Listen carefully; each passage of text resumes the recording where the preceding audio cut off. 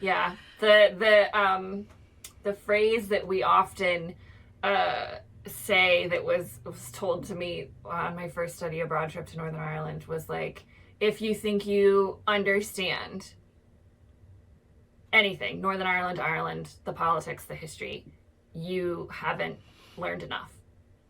Like, if you can honestly say, no, I get it, I understand it, like, no, you haven't done enough work.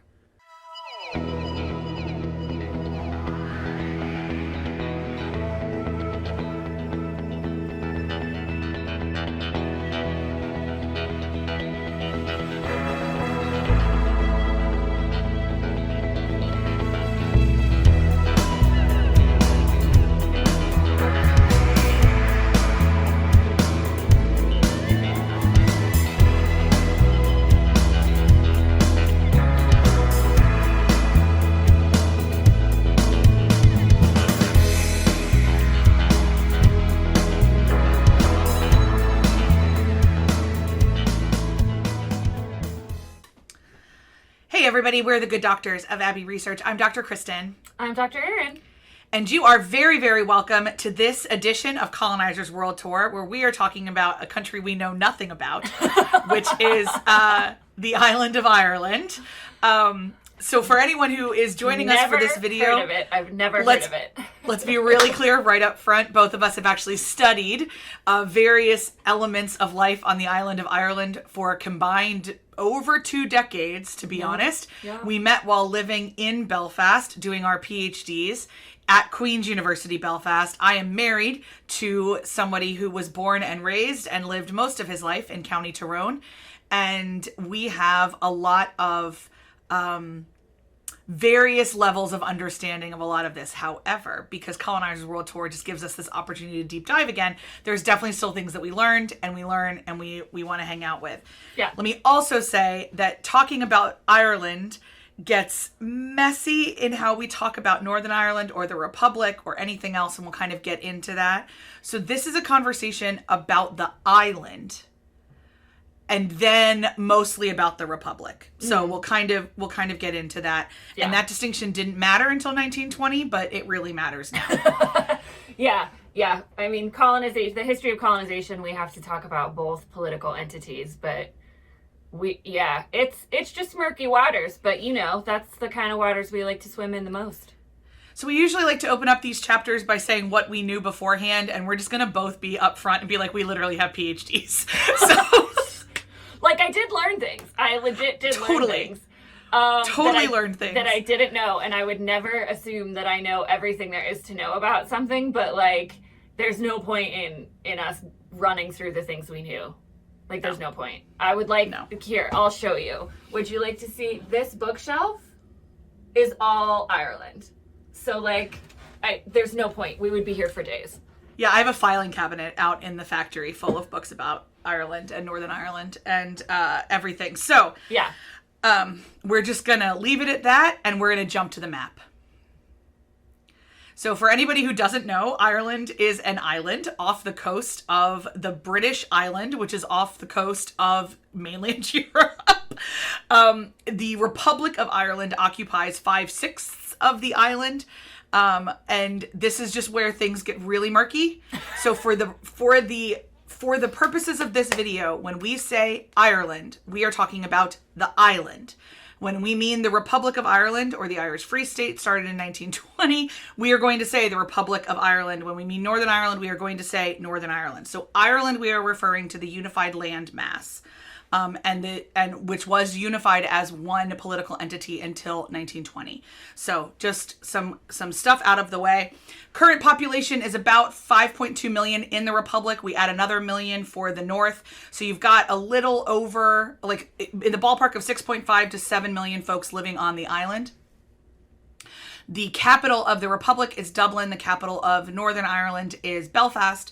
The other biggest cities are Galway, Cork, and Londonderry, depending on your persuasion. The language official is English, but there are definitely pockets of the island where Gaelic is spoken, and Gaelic is taught in the schools in the Republic and in some schools up north. If you like languages, Google the Irish Language Act and have some fun. There's a section of the west part of the island called the Gaeltacht, where Gaelic is the primary language versus the rest of the island where it is secondary. There's a traveler language called Shelta, and travelers are descendants of Roma people who made their way to Ireland and have now had an entirely separate cultural and ethnic identity as Irish travelers. And there's just, a lot. Ethnically and indigenously, like 82% of people say they're Irish. And when they say they're Irish, they mean they're white and they're probably Catholic. There's some travelers, other white folks who are not Irish. So we have a lot of immigration from Eastern Europe coming into the Republic in particular, is about 10%. There are some folks who are Asians and some folks who are Black, but we will say that a lot of the younger generations, so like let's say their parents emigrated from China, if they're raised in Dublin, they're going to tell you they're Irish, regardless of their racial identity at all. They're going to tell you they're Irish. So also just we want to shout out Irish travelers because no one does. So there's about 30,000 Irish travelers living in the Republic, and the vast majority do identify as Roman Catholic. This is like befuddling to a lot of Irish folks, I know, and they don't really quite get it. A lot of them do live near the major cities, but they'll live outside the major city. They'll live in their own compound. And they were finally granted as formal ethnic group in 2017. It took that long, because for a whole lot of reasons. Discrimination. So the currency is the euro in the Republic and the British pound in the north. The euro is around $1.15 to €1. The pound fluctuates between 125 and 150, depending on how people feel about Brexit that day. The system of government in the Republic is a parliamentary republic. And the religion is pretty simple. Just about everybody was baptized Christian at some point, with the large majority Roman Catholic. Practicing or not is a gamut. There's lots of conversations about post-Catholic Ireland, which I don't fully truck with, but I know what they mean. It might be post-institutional power, but it's not post-Catholic. And there's definitely, there's a absolutely wonderful, lovely set of Jewish synagogues in Dublin that I've had the privilege of hanging out in. So there's lots of other faiths in Ireland and in Northern Ireland. That the division of Protestant to Catholics gets much closer when we get up to Northern Ireland, which is part of the reason of the split that Erin will get into when we talk about colonization. Guys, get ready. You think she's been angry before. Just you wait. She's had maybe 5 days to be angry for some of the other countries. She's been angry about this for a decade. So just get excited. So the religion is really fascinating because it is a massive cultural marker, more so than in a lot of other places. So if you in the United States, when my parents were growing up, it was a big divider in the Northeast if you were Catholic or Protestant. And it didn't mean, you weren't denied social services, but you might be denied friend circles. It was kind of a thing. It's not anymore, but it is for a lot of villages and places in Ireland still now. So, in Dublin, it doesn't matter, but in Tralee, it probably does. So, and it's not that you're denied social services anymore. They've made that illegal. But it is sometimes social cachet. Mm. And the separation of identity between what it means to be Irish and what it means to be Catholic for a lot of people cannot be separated, and nor would they want it to be, and that is problematic for other people. So if we were doing an entire video on the religiosity of Ireland, which we may do at some point, this is where I would get on a much longer soapbox, but I will pause there. In terms of the economy, it's fine. I'll just be really honest, it's fine. The Republic had a huge boon in the 90s that you'll hear referred to as the Celtic Tiger. It's probably the first time they had a GDP ever, honestly. And I'm not trying to be crass. For real. For real. Both of these countries are technically only countries since 1920. And so we're talking about baby countries who are both birthed out of colonization. Mm. And so I don't know why we ever assumed they would have functioning economies, to be completely honest. And really what it comes down to is that we forget that they're baby countries. Mm. It was the Irish Free State. The Republic didn't come about to the 40s, right? Technically, that. Yeah. The Republic was created in 1949. And we could do a separate video, and maybe we will, on the economy in the South in the Republic of Ireland, what eventually became the Republic of Ireland. But the person who was the head of the government from effectively 1922 to the late 1940s was a man named Eamon de Valera, who believed really, really strongly in the rural, agricultural, romanticized version of Ireland that you see in The Quiet Man. And so he had very regressive economic policies, which set Ireland back decades.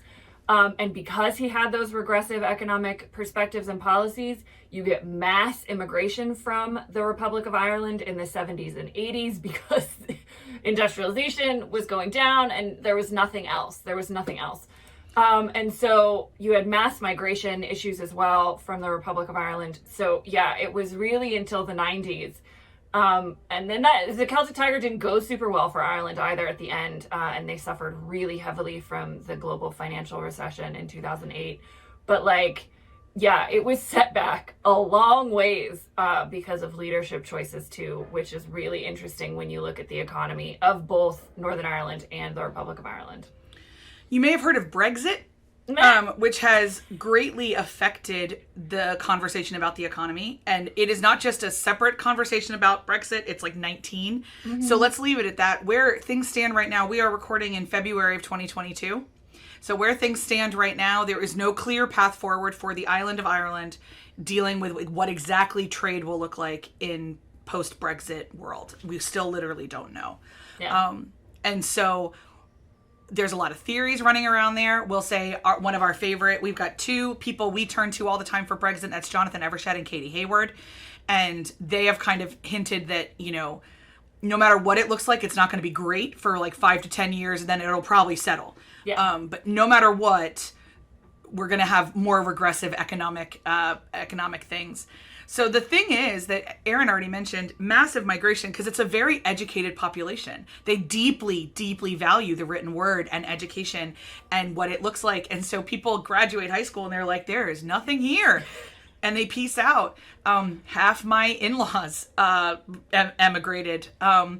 And my husband lived in the U.S. before he moved. I mean, my husband is now part of the Irish diaspora because he is an American citizen. And there's a reason there's an Irish pub everywhere on the planet, and it's because it was usually easier to start an Irish pub in Kazakhstan than it was in Dublin. So you got the heck out. And that's been the story since the late 1800s, and we'll get into that with colonization.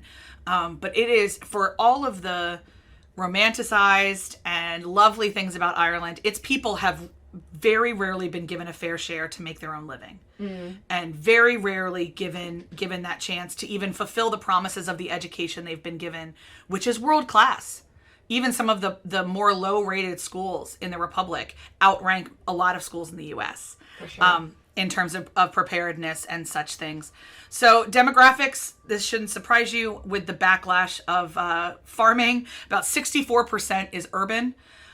This may really surprise you. The average age of mothers isn't till 30.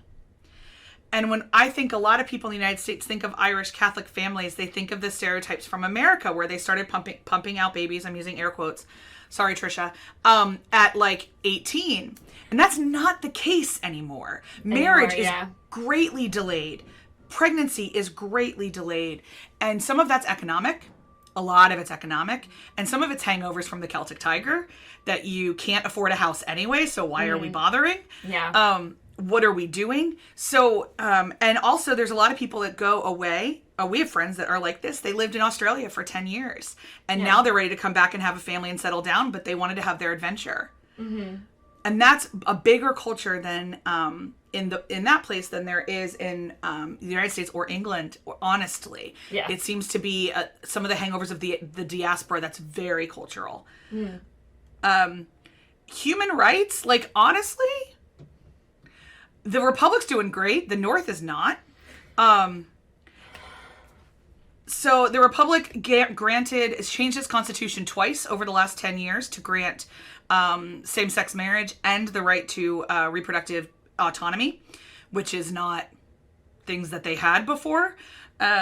Whereas the North still has neither of those things by its own, except by loopholes. And there's, it's The biggest problem in the South is in terms of human rights, is the treatment of the traveler population. But I would also argue that there is a growing human rights crisis with human trafficking and drugs that not a lot of people are talking about, partially because, to be frank, the Irish government is desperately trying to suppress it because their number one industry is still tourism. And their second industry is getting American tech companies to build offices in Dublin. Google's headquarters for Europe are in Ireland, et cetera, et cetera. So that's the biggest human rights crises that I see going on right now. And I think that sets you up pretty well, Erin, to tell us the story of how everything was fine and then the British showed up. Yeah, I mean, it's a common enough refrain from us. I was very excited. As we record this in February last night, there was a category on Jeopardy that was British territories. I got all of them. I was so excited. I know. I was like, come on, Colonizers World Tour. I know these answers. It's helping us out on Jeopardy, if nothing else. Yeah. We get very excited. So yeah, very similar story. The island of Ireland, the geographic landmass, was first settled by the Celts and then raided and settled by the Vikings from 1800 to 1100. They established a lot of the major port cities that still exist today: Limerick, Cork, Waterford, and Dublin. If you ever get a chance to take, there's a great Viking exhibit in Dublin, and there's a lot of still remnants of the early Viking settlements, and take a tour. It's a cool history of Dublin that not a lot of people focus on. And then the Normans arrived in the 12th century, and they were there for a while and did some stuff. And then the Brits really show up with Henry VIII. And, he just started being Henry VIII all over the place. And the Protestant Reformation, the impact of the changing the religion of the institutions in England from Catholic to Protestant. And then it became about, well, everything now needs to be Protestant. But we've got a whole bunch of Catholic folks over here in Ireland, so we're going to send some of our Protestants over there and put them in charge. So there was a series of plantations, is what it's called when they send settlers over. You can also call it colonization, if you would like. A lot of people do. But there were a series of plantations where Protestants were planted in parts of Ireland, mostly in the northeastern part, which is important for Northern Ireland, but also in the southwest part in Kerry and Cork as well. So that's where you get a lot of the kind of historical lineage of Protestants in Ireland, was through these settlements. Henry was also the one who established the Kingdom of Ireland, which was united under English rule by 1604. So, people always say, like, well, when did this start? Like, when did these problems start between the Brits and the Irish? And some people will tell you 800 years, and some people will tell you it was the Act of Union, and some people will tell you it was 1920. A long time. The ethnically Celtic peoples have been kind of colonized in waves. And impacted by various cultural entities. So, we've talked about India already, and we talked about it last week in terms of how much of a British identity was able to take hold in parts of India. And, Dr. Kristen pointed out, it was a lot stronger in the southern part of the subcontinent than in the northern part. It didn't really take a stronghold in Ireland at all, and there were lots of reasons for this. Some of it was the way that Catholicism was, brought to Ireland. Yes, by St. Patrick, who was a real person. He was a Welsh enslaved person who was first brought to Ireland and then went back to England and converted to Catholicism, and then was like, I'm going to take it back to the place where I was with the sheep. But St. Patrick's idea was what Kristen talks about a lot, which is syncretism, the combination of a lot of Celtic traditions and beliefs incorporated into the practices of what is a very distinct Irish Catholicism. And I should say, apologies really briefly, but just a reminder, what Erin's talking about as Catholicism was at the time just Christianity. We don't have the split of Catholic and Protestant until the 1500s. And she is talking about prior to this. So I just wanted to remind folks of that. Yes. So I will amend my statement. It was a very distinct version of Irish Christianity that then becomes termed Catholicism when you get the Protestant Reformation. And so it was very much culturally a part of an Irish Celtic sense of identity. So then it became a lot harder for the Brits to kind of impede on that. And a lot of people will say, like, even now people talk about the conflict in Northern Ireland being between Protestants and Catholics. And that's super reductive, but also not wrong. Yeah. And one of the things that I thought of while you were talking about religion, Kristen, was like, there's the concept that I learned once I lived there a little bit is this idea of like being culturally Catholic or culturally Protestant. Yeah. And that it doesn't necessarily mean that you go to church every Sunday, that you are a member of a religious community, but it has dictated the segregation of populations for so long that there are distinct cultural identifications and markers. And the conflict in Northern Ireland we'll get into was way more about national identities and political identities, but those fell along the lines of people who predominantly identified as Protestant and Catholic. So it doesn't go well, the planting and the Brits taking over everything, as you can imagine. The Irish were not down with subjugation. There were a series of rebellions and uprisings starting in the 17th century into the 18th century. The Brits suppressed it, as they do. It didn't go well. They enforced real strong restrictions that were called the Penal Laws. There was violence. There was increased governmental control. And then there was a potato blight in the 1840s, which is a disease that killed the potato crop, which was a huge part of subsistence agriculture and farming for the predominantly poor rural Irish Catholic folks. And yeah, the Brits didn't handle it well. I mean, I have a whole book on the Great Famine, so we'll just say they didn't handle it well. Massive death and immigration. Over 2 million people died and immigrated during this period. So 1 million people died, 1 million people emigrated. Huge cultural legacy in terms of colonization. We still sing songs to this day that reference the famine and Trevelyan's corn. I'll just say too, as the non-Irish person in this conversation, she's not joking. No, like it's like no.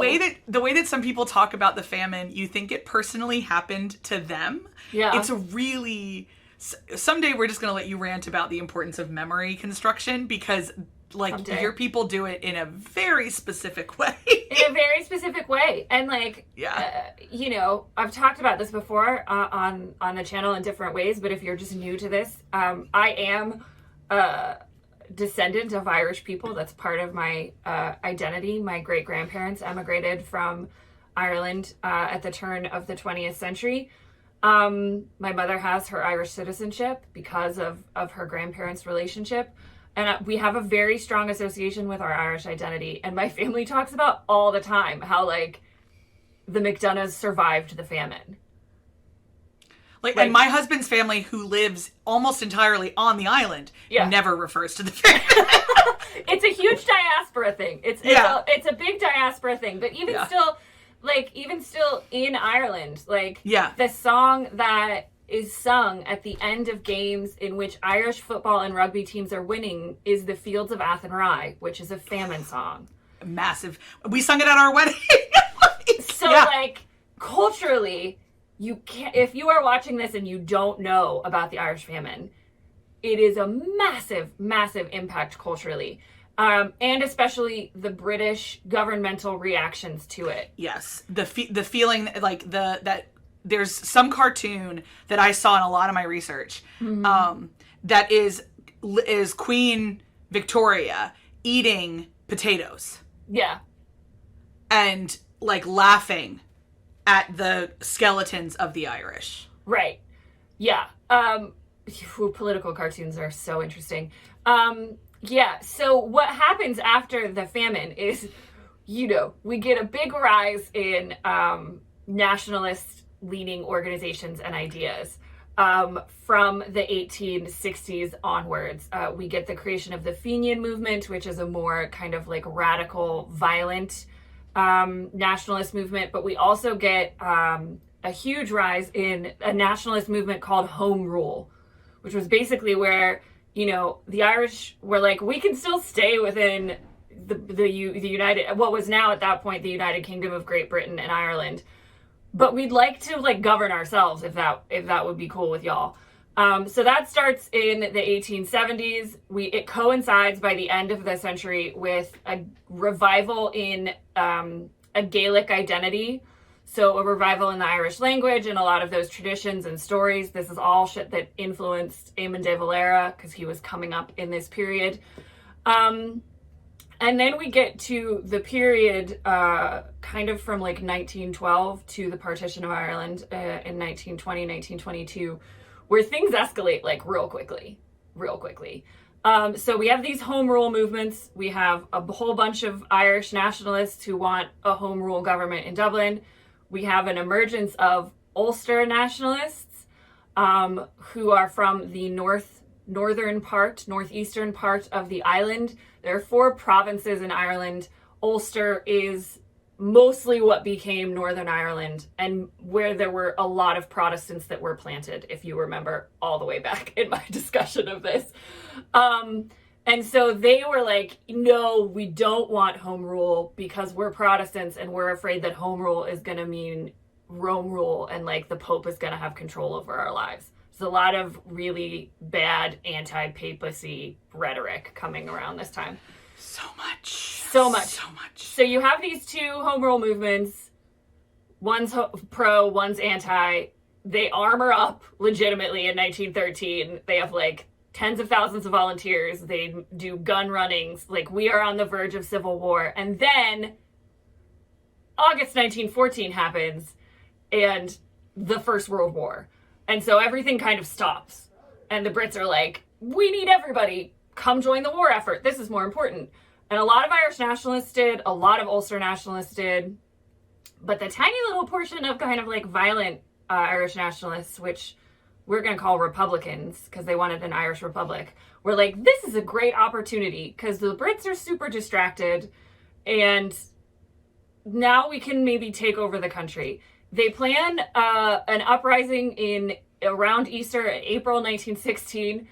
It's poorly planned. It's bumbled. It's like the Brits find out about it. Like, they call it off. They call it back on again. It was just terribly manhandled. But there is a group of Republicans, Irish Republicans, who hold parts of Dublin city centre for about a week. The Brits eventually send literal, like, guns and ships, Hamilton reference, down the Liffey and bombard Dublin city centre. And, the rising is over. And everybody's kind of pissed about it, really. Like, the local Irish people are like, this was really inconvenient. Like, my whole life got disturbed. Like, why are you doing this when our sons are off fighting for freedom in this war? But then the Brits were British about it, and they executed all of the leaders of the rising in like subsequent, like 2 or 3 a week for a good month. And that turned the tide real quick because everyone thought like, oh, they're just troublesome boys, like send them to prison for 10 years or whatever, like they'll get over it.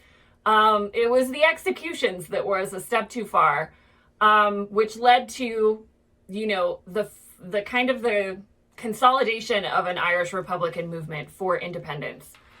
They go to war with the Brits from 1918 to 1921. By 1920, this is where we get what Kristen was talking about earlier. The Brits are like, screw this. We don't want this bad. We don't want this bad. We don't need your potatoes. We just survived the First World War. Like, calm the F down. Yeah.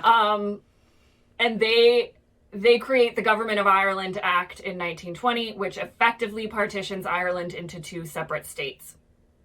Because what's important here is that this is where we kind of get the third, I want to bring you back to the Ulster Protestant Unionist movement up in the north. None of those folks wanted there to be a united Ireland. No. And they had a lot of money because they had been given land back in the 1600s and they held on to it. And so, the industry, like they were, yes. like Belfast. They had the linen. Yeah, and Belfast was an industrial center that was a huge part of the United Kingdom's like economy in terms of linen, shipbuilding, rope works, like all this jazz. There's a crap ton of money in Belfast, and they were like the Brits didn't want to give up Belfast, and the Ulster Unionists didn't want an independent Ireland. And, like, almost no one in Dublin gave a crap about Belfast. So I think they were kind of like, cool, go. Like, amazing. Have fun. Also because, and that's a great, and now, like, a constant refrain of a lot of the Irish Republican movement is not a great understanding of economics and not a great understanding of context. Just a lot of emotion. A lot of emotions, driven by emotions.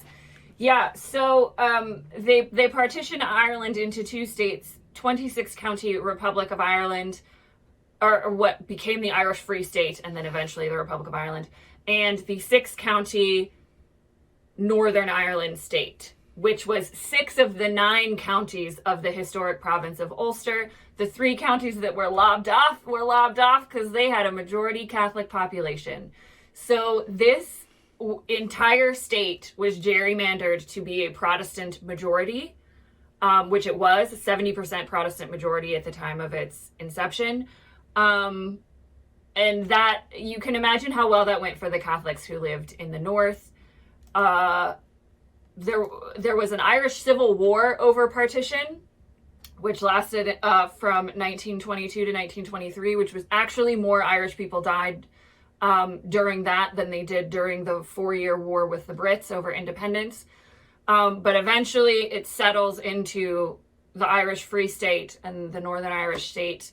And then, you know, we talked a little bit about kind of the economy and what became of Ireland. What became of Northern Ireland was not great. The Brits, once the Civil War was over, were like, good luck to yous. We've given you the state. There was 50 years where the Brits did not lift a pinky finger in terms of what was happening in Northern Ireland. And the Protestants in control, the Unionists, Ulster Unionists in control of the Northern Irish government, instituted a lot of discriminatory practices against Catholics, housing, jobs, land allocation, education, all of this jazz. So that by the time we get to the 1960s, there is an educated Catholic population that's like, you know what? This isn't cool, and I don't care for it. And look at what those black folks in America are doing. They have a civil rights movement. We want civil rights. So we get the creation of the Northern Ireland Civil Rights Association. And then, like, I just wrote in my notes, like, troubles, troubles, and more troubles. Like, we can't talk about the troubles today. We don't have time.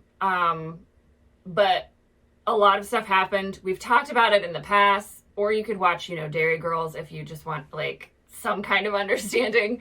We can make lots of recommendations, but I won't belabor the point. Northern Ireland, this 30 years of ethno-national conflict and disruption that has just barely been able to, like, get its feet under it.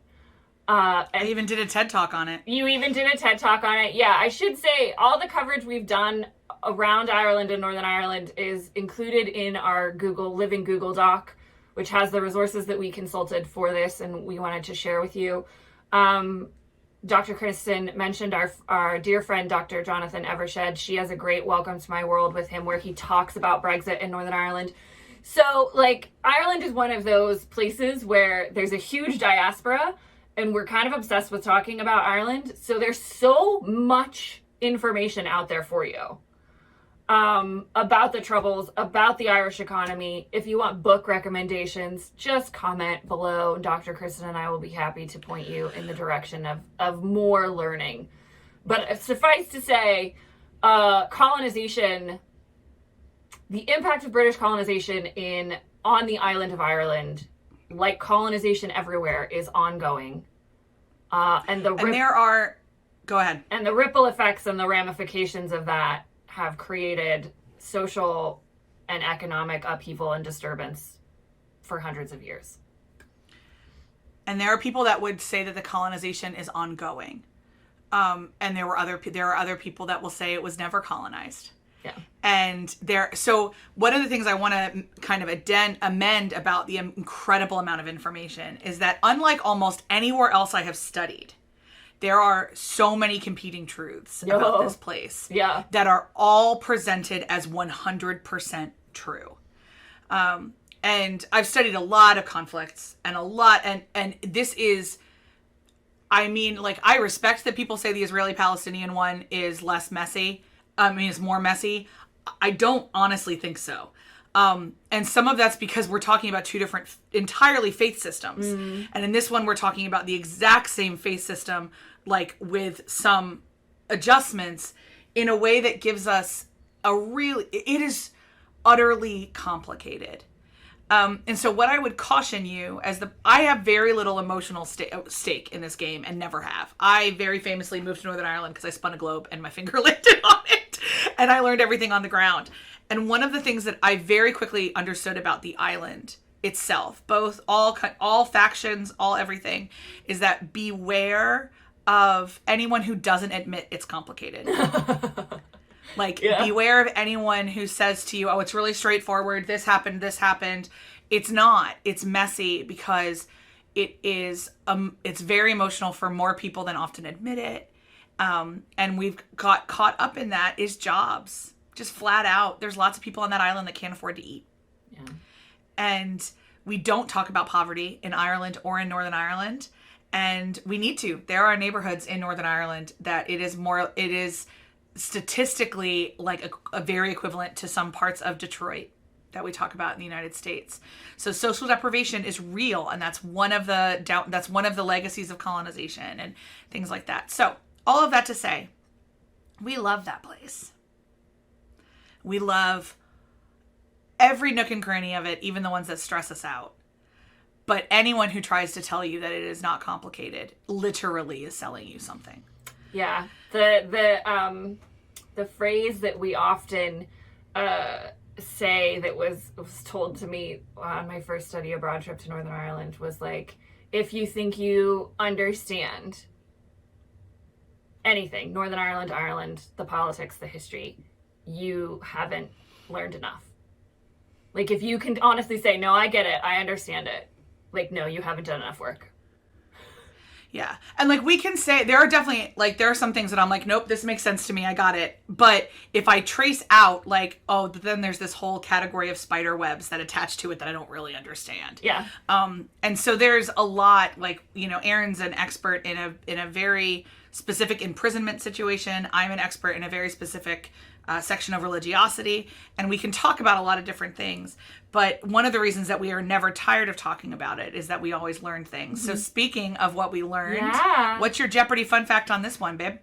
Super interesting. I did a lot of research, ended up doing a lot of research on the Irish traveler population, which has always been a subsect of interest for me. So for me, what was so interesting was that I learned was that Shelta is the name for the vocabulary of the traveler language, and it is a cant, C-A-N-T, which means it is a codified language developed as a secret means of communication for the community. Ooh. I know. So a lot of people would have heard, inverted commas, not sorry, Trisha, because heard, Shelta spoken in Snatch by Brad Pitt, which is a terrible accent and a terrible approximation of it. But there is some of it spoken in, there are some Irish travelers who are relations of the folks in Peaky Blinders. So you would hear it more authentically there and kind of what the life of an Irish traveler looks like as a nomadic person. But for me, I was like, ooh, I did not know this. I mean, I kind of knew it was a language invented so that other people couldn't understand it, but I didn't know the terms for it, which was cool. How about yourself? Cool. I did a really deep dive into the history of Gaelic sports. Yes.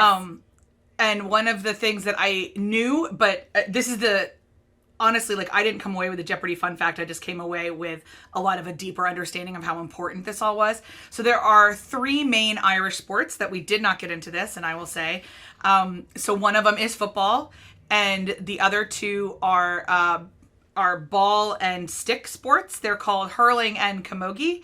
And hurling and camogie are both the fastest land sports that don't involve a motor. Yeah. So it is utterly fascinating. I learned a lot about the development of it, why the ball is called a slither, why it's called hurling, why we call it camogie. I learned all of that. So there's some links to that in the show notes. But I think more than anything, what was impressed upon me is the importance of understanding Indigenous sport. Yeah. Because people will not only, we talk about it all the time, they'll find ways to create art, they'll find ways to tell stories, they'll always find ways to play. Yeah.